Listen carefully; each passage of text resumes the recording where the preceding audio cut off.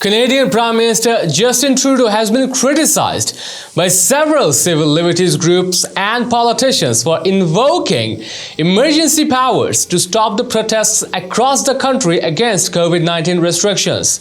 The Canadian Civil Liberties Association has argued that protests did not meet the standard to have invoked the Emergencies Act. Trudeau on Monday invoked Canada's Emergencies Act, which gives the federal government broad powers to restore order.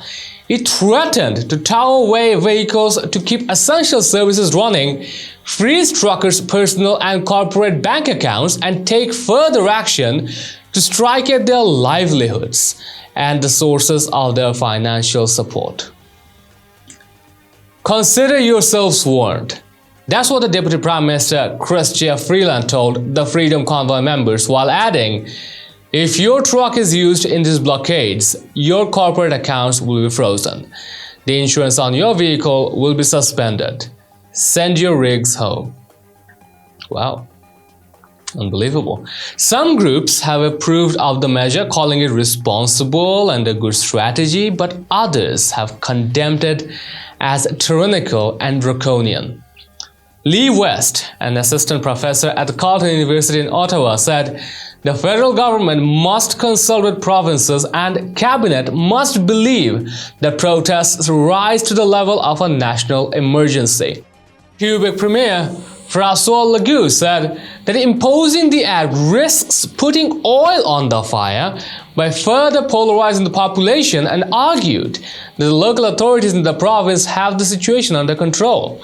Legault told reporters, according to Reuters, I was very clear with the Prime Minister that the Federal Emergency Act must not apply in Quebec. I think we don't need it. I think that at this moment it would not help the social climate. Meanwhile, Ontario Premier Doug Ford said, I'll support the federal government and any proposal they have to bring law and order back to our province to make sure we stabilize our businesses and trade around the world, as the world is watching us right now, wondering if it's a stable environment to open up businesses and expand businesses. Phil Boyle, Associate Chair for Legal Studies at the University of Waterloo, called it an interesting strategic move that seems appropriate. Boyle told Reuters, one of the things that worked in Windsor with the Ambassador Bridge was the threat of taking away their licenses. If your livelihood depends on license, you are going to think twice before putting that at risk. So that might very well work with the case of Ottawa.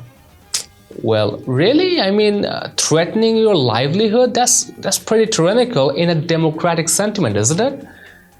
That goes against the spirit and essence of democracy.